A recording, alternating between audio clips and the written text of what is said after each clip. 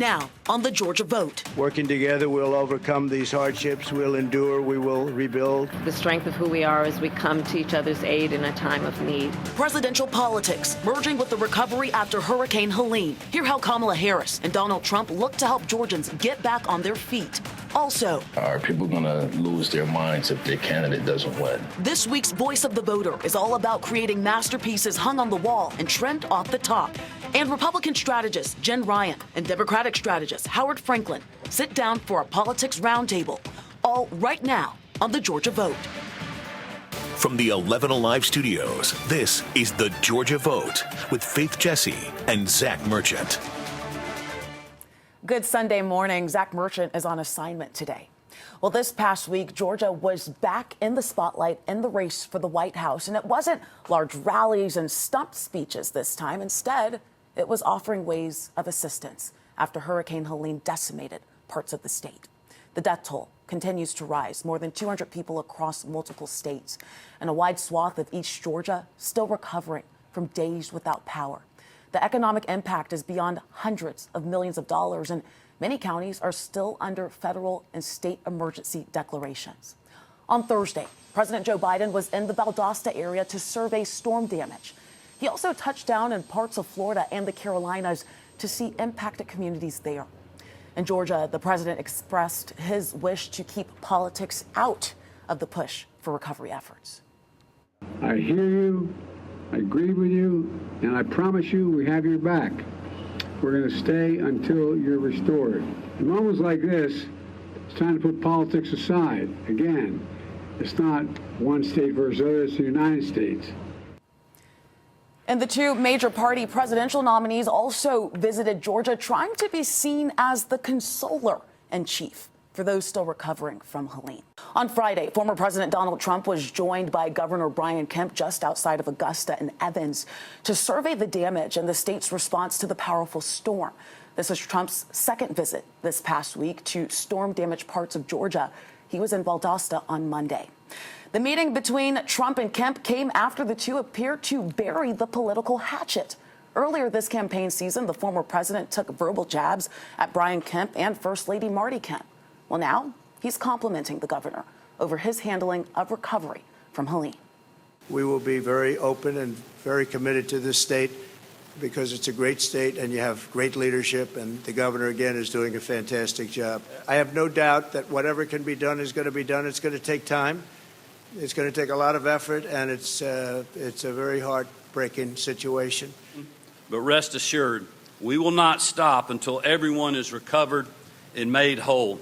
We are not giving up. We are not going to leave until the job is done. We are putting every possible state resource we have at response and recovery. And I've taken several executive authority steps to try to bring relief as quickly as we can. Keep the faith and know that we will be with you till the end. 2 days earlier, it was Vice President Kamala Harris visiting Augusta. She handed out meals and pledged federal help for those in need while taking in scenes of toppled trees, homes damaged, and lives upended. Harris also toured a Red Cross relief center and received a briefing from local officials. Her message was similar to the president's in Valdosta, promising that the federal government is positioned to help for the long haul. There is the work that we have done together that was the immediate response, preparation for, and then the immediate response after. But there's a lot of work that's going to need to happen over the coming days, weeks, and months. And the coordination that we have dedicated ourselves to will be long-lasting to get families, to get residents, to get neighborhoods back up and running. And this was the first time Kamala Harris visited the scene of a natural disaster as vice president. While the presidential candidates responded to Helene, their running mates responded to each other this past week in their first and likely only debate of the campaign season. Republican Ohio Senator J.D. Vance and Democratic Minnesota Governor Tim Walz engaged in something not usually seen in today's national debates. It was rather civil. Both of them engaging in a double dose of Midwest nice as they kept their jabs not on each other, but on those at the top of the ticket. Even in their closing remarks, Walz and Vance remained cordial in making their appeal to voters. I'm as surprised as anybody of this coalition that Kamala Harris has built, from Bernie Sanders to Dick Cheney to Taylor Swift, and a whole bunch of folks in between there. And they don't all agree on everything, but they are truly optimistic people. We need change. We need a new direction. We need a president who has already done this once before and did it well. Please vote for Donald Trump. And whether you vote for me or vote for Tim Walz, I just want to say I'm so proud to be doing this, and I'm rooting for you. God bless you, and good night. And at this point, it's still not clear if or when Trump and Harris will debate again. A second debate between the two was supposed to happen later this month in Miami, but that was canceled.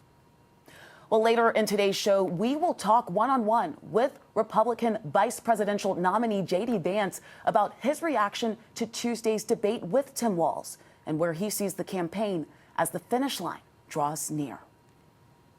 Well, this week, RNC co-chair Laura Trump also came to Atlanta, and she told 11 Alive one of her main objectives this year is to focus on election integrity. I asked her about the new rules implemented by the state election board and if she's concerned at all that hand counting ballots could lead to human error. What I can tell you from the RNC is that we have always made it our goal to make it harder to cheat and easier to vote for everyone. Now, you will probably hear a lot of talking points from the other side that says the opposite, but all we want is for every American, again, no matter for whom you are voting, whether you're voting Republican, Democrat, or third-party candidate, we want you to feel comfortable that in the United States, your vote is counted.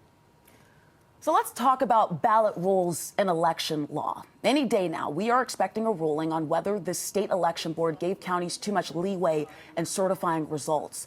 This court hearing was in Fulton County. The Republican-controlled board recently approved a rule calling for a reasonable inquiry before certification. Democrats say giving local election boards the discretion to scrutinize vote counts opens a door for conspiracy theories and chaos on election night. Judge Robert McBurney did not make a ruling Tuesday, but he said state law requires county election boards to certify results 1 week after Election Day. And this week, that same judge, he struck down Georgia's 6-week abortion ban. Judge Robert McBurney ruled the law violates a woman's state constitutional right to liberty and privacy. Sister Song, a women of color reproductive justice collective, is listed as the plaintiff on this case. And we talked with its executive director, Monica Simpson, about this decision. We're in a crisis where over half of our counties don't have access to an OBGYN. Right? We're also living in a state where we have yet to expand Medicaid. We're living in a state where people are desperately trying to get access to the care that they need. We're living in a state that has not even given us a solid ground to stand on in terms of health care. And so now you're asking people to put themselves at risk again. It's unfair. And if you really are thinking about the life of anyone, you should be thinking about the lives of the Georgians who live in your state, who are asking you to provide care, not to put bans or to restrict access to what we need around care. And we do know that State Attorney General Chris Carr is asking the Georgia Supreme Court to reinstate this law while the court considers the appeal. Simpson tells me Sister Song will continue to organize and fight until the right to abortion is permanent across the country. Well, coming up, fresh off of his debate with Tim Walz, we catch up with Republican vice presidential nominee J.D. Vance in a one-on-one interview with our Zach Merchant. That's coming up next.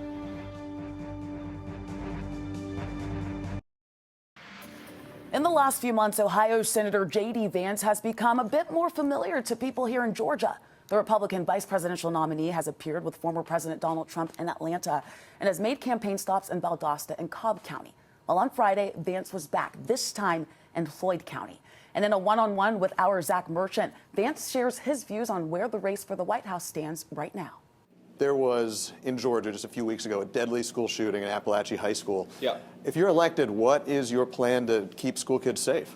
Yeah, well, look, I think the most important thing you can do is try to actually increase the school resource officer presence at some of these schools so that if a bad guy, God forbid, shows up, there's somebody standing there trying to stop it. And then, of course, we want to keep, we want to keep firearms out of the hands of violent people. And I think the most important thing that we can do there is just aggressively enforce the laws that we have on the books. We've got a lot of career criminals, a lot of people who've committed gun crimes who are walking around who are not prosecuted to the full extent of the law, and I think we have to change that. Do you feel that, in your answer, you focused on hardening the school space, hardening the school facility, and enforcing the gun laws on the books? Yeah. Do you see any space for new gun laws that you would support? Well, I think the question we have to ask is, will a new gun law actually fix the problem, right? So take the current laws that we have on the books. About 90% of gun crimes are committed with illegally obtained firearms. And by the way, it's a lot more legally obtained firearms thanks to the Mexican drug cartels who do a lot of gun running, thanks to Kamala Harris's open borders. So if you've got already 90% of the firearms that are used in these crimes obtained illegally, you have to ask yourself, what is a new law going to accomplish? These guns mostly are already illegal in the first place. So what you have to do is to make sure the guys who have the illegally obtained firearms are being prosecuted to the full extent of the law, and that's where Donald Trump and I would focus. Another big issue here in Georgia and around the country is reproductive rights. Sure. Here in Georgia, commonly known as the heartbeat bill, it bans most abortions after about 6 weeks of pregnancy. It's under litigation right now. Recently, a Fulton County Superior Court judge struck down the law as unconstitutional. Do you support Georgia's heartbeat bill? Well, look, I don't know the full details of Georgia's heartbeat bill or the litigation that's happened over it. I think what Donald Trump and I have said is that as president and vice president of the nation, we're going to focus on things like lowering food prices, lowering housing prices, securing the southern border, and then we're going to let Georgians make their decision on abortion policy in the same way we want Alabamans to make their decision, Californians to make their decision. And what it's going to lead to is a lot of different states are going to have different views on this because different people in those states have different values. But I think that's the way that it was originally designed in our country, is that the voters in these individual places would make these decisions. I don't feel like it's my job to tell Georgia what they want to do. It's my job as the next vice president to try to make life more affordable, goods more affordable, and to secure that southern border. I do know that Georgians, I'm sure, would want to know how you as an individual see this issue, though. Sure. Where do you see the role of government in restricting or not restricting access to abortions? Well, look, I'm a guy who wants to protect as much vulnerable life as possible. I want to save as many babies as possible. I also think, as I said at the debate the other night, that, look, Republicans, we've got to accept that we've lost a lot of trust from a lot of people on this particular issue. And so where I think that we got to focus if we want to encourage young families to choose life, which is very much what I want them to do, is you got to make it easier to have a baby in the country in 2024. I think part of that's lowering housing costs and undoing some of the Kamala Harris inflation. Part of that is expanding the child tax credit, is making sure that young women and young families have access to as many options as possible. I've just seen very personally that a lot of young women who feel like they can't bring a baby to term, it's because they feel like they don't have options. So I think one thing we can do at the federal level is to increase those options, because I personally do. I want more people to choose life. Is there a limit, though? I mean, I just want to make sure we don't misquote you and we represent your views accurately. Is there a point of pregnancy where you would say that's too far along to have an abortion? Well, look, I think certainly my own view here is that late-term abortions are something that I think 90% of Americans can agree is ridiculous.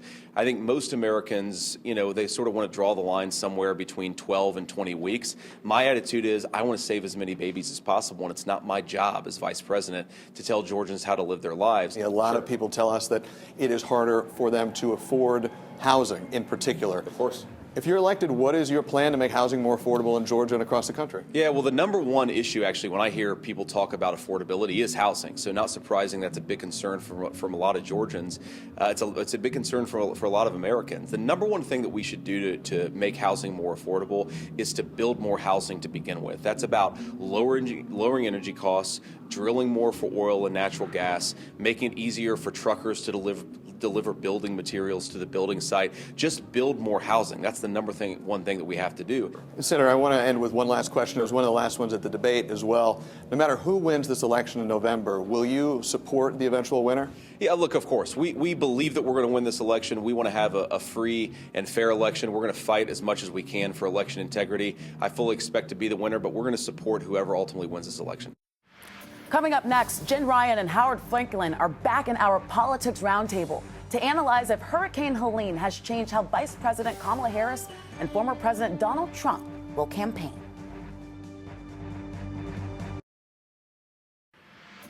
Time now for our political roundtable. Today we have Democratic strategist Howard Franklin and Republican strategist Jen Ryan. Thank you both so much for returning to panel. I want to start off, of course, with the disaster we saw here in Georgia, Hurricane Helene. But I want to talk about the political aspect. We saw former President Donald Trump. We saw Kamala Harris. We saw Joe Biden come to the state. Of course, we're all human. We want to make sure that everybody's okay. But how much does politics play a role in this? Jen, we'll start with you. Well, I would think that, first, top of mind for these families and communities impacted is not when election day is, or when a presidential candidate or the vice president is going to visit. But I do think that there are two long-term impacts, or short-term impact being turnout, and then long-term. What is the response, the federal response, going to be, and what are people's opinions? I think that will really impact how people vote. Yeah, totally agree. I think, this is the Biden administration on full display. I think most reports so far would say a very competent response. I know former President Trump weighed in and, tried to make some hay out of something that may not have been the actual case. But I do think that how people feel about how quickly both the state and the president and the whole of the entire United States government responds is important. I think Governor Brian Kemp's remarks about how quickly he heard from President Biden, I think, we're down to the benefit of the Democrats here. But Jen is right. We still have to figure out exactly what's going to happen in terms of access to the ballot in just about 30 days. And I want to ask you, Howard, I mean, we know that this is Vice President Harris's first visit to a natural disaster as vice president. Not too good of a look for her, for some people would say. What are your thoughts about that? Honestly, as we were talking about this before, I don't recall too many opportunities for the vice president to kind of supersede the president to make these visits. I know we've had some big ones. I know we talked about the train derailment, and President Biden was front and center, and several other elected officials who are closer to the action there. I don't think this is a black mark on her jacket in any case. I mean, I think the vice president does what the president dispatches him or her to do. And I'd imagine if, J.D. Vance was lucky enough to occupy the seat, he'd be in the same position unless he gets dispatched by Donald Trump. So in your position, that was Biden's role to be there. She was the president. She was the vice president. Let's move on to the debate. We saw what was a civil debate. Would you guys agree between J.D. Vance and Tim Walz? And substantive. Substantive. What were your highlights, Jen? Well, I just wish that vice presidential debates moved the ticket or moved the needle a little bit more after seeing that. But it seems like a lot of people were tuned in, Howard, but it also seems that a lot of people are saying Vance won this, not Walz. Yeah, I think a lot of folks tuned in. I think that it speaks to just how much interest there is and what policy pronouncements are going to be made. Could Walz have been stronger? I think they both made some really strong points. I think the way the debate ended is what most people are talking about, with Vance not saying what he would do should Democrats win more votes or more electoral college votes, and Trump still insists that he deserves the White House. Well, see, I look at this as Vance being so polished, so focused, so disciplined, and Walz's refusal to do media interviews, I think, showed he was not prepared. He was nervous. He was scattered. Some people said that Vance skirted around questions. I actually think that he responded to everything. He was listening, responding to what Walz said, fact-checking the moderators who were not supposed to be fact-checking. I think that was the rule. That was the rule. I think that he did an exceptional job introducing himself to a lot of independent voters who are looking for anything to help them determine how they're going to cast their vote. I'd agree with Jen. I think he did a great job. I think he's obviously a strong debater. I think he just didn't answer the one question that really would define him in the minds of many of those undecided voters, and that was one of the last questions of the night. Really quick here, 30 days out until the election. We are chugging away. Both of you guys, I want to go to both of you. Jim, we'll start with you. What's your 30-day plan for this campaign? And we'll say top a ticket as well as those down ballot races. I don't know if it will be an October reset or an October surprise. In a race this close, I think Karl Rove said this week a butterfly flapping its wings could be the deciding factor. So in a very wild and unpredictable cycle thus far, I think we're in for more of the same. Last 30 seconds. I'd agree. I think that what the Harris campaign has to do is to try to make up some of the ground for the time that Harris is not at the top of the ticket. I know they put a lot of boots on the ground, a lot of people on phones. I know they're going to try to double and redouble those efforts in the next 30 days. Well, Jen, Howard, we'd love to have you here. I want to talk for another hour, but we've got to go to break. So thank you guys so much for being here.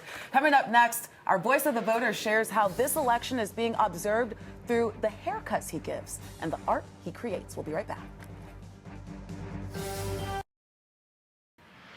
Welcome back. So each week, our Voice of the Voter segment showcases everyday Georgians sharing what matters most to them in their own words. And today we head out to Sandy Springs to talk with Decoro Edwards, an artist with a paintbrush and a pair of clippers. When you look good, you feel good. I've been cutting since I was about 11 years old. Someone comes in, no matter how they're feeling, if you provide the best service, nice ambiance, good environment, then they walk out feeling empowered and they have a good shot at having a positive day. I started cutting my hair at 11. You started cutting your own hair because somebody messed your lineup. I couldn't do any worse than what they did. I've actually been doing artwork longer than I've been cutting. It is a reflection of me, but it's also a reflection of the clients that come in. It's a reflection of the community and the society. So you came from New York to Atlanta. You see so many people walk through that door. What is the sense that you get from people who are sitting in your chair? What are you hearing the most about? Right now, the election and also inflation. People are worried about their pocketbooks, their households. How about for you? Do you also relate with that personally? Of course, I think everybody does, definitely. And with me being a master barber, when the client's pockets are affected, of course, it affects business. Is there any conversation at all about what's happening in our country when it comes to politics? Yes, there is, very much so. As intense as it is on the news, it's just as intense in the barbershop. But it seems like one way or the other, people may or may not get along after this election. And I don't know if it's just the rhetoric that is coming out of some of the candidates' mouths. What most concerns you about the election? I have this shirt that I made called "The Right Choice Over a Loud Voice." And what concerns me is my kids, the environment. Is everything going to stay safe? Are people going to lose their minds if their candidate doesn't win or if their candidate loses? What concerns you most living in Atlanta about safety when you have, you said, a 12-year-old boy and a 2-year-old young lady? Well, I'll tell you something real. Just yesterday, our son was a little uncomfortable because there had been something spread through social media and apparently maybe even written on the bathroom wall that there was going to be a school shooting at 2 o'clock.